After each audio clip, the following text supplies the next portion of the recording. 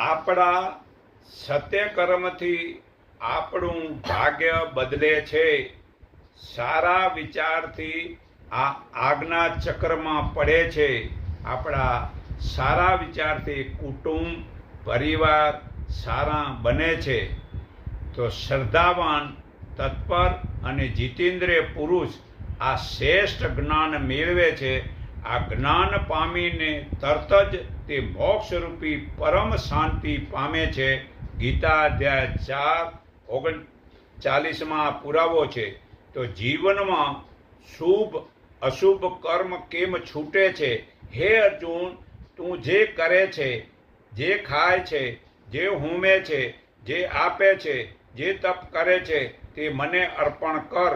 આમ કરવાથી તું શુભ અશુભ ફળવાળા કર્મ બંધનમાંથી છૂટીશ અને યોગી સારા ચિત્તવાળો તું સંપૂર્ણ મુક્ત થઈ અને આ ભગવાનને પામીશ.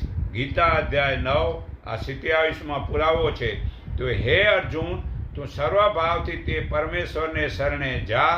તેની કૃપાથી પરમ શાંતિ અને સનાતન મોક્ષપદ પામીશ. ગીતા અધ્યાય 18:62 પુરાવો છે. હે અર્જુન, તું સર્વે ધર્મ છોડીને મારા એકના શરણે આવ. હું સર્વ પાપ છોડાવીશ. ગીતા અધ્યાય 18:66 પુરાવો છે. જો તું બધા પાપીઓથી પણ વધારે પાપ કરનારો હોઈશ તો પણ જ્ઞાન વડે તું ચોક્કસ સર્વ પાપથી છૂટી જઈશ.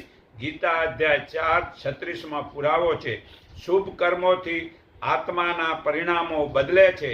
જે આભામંડળ પરિવર્તન થાય છે. આભામંડળ વારવાર બદલાતું હોય છે.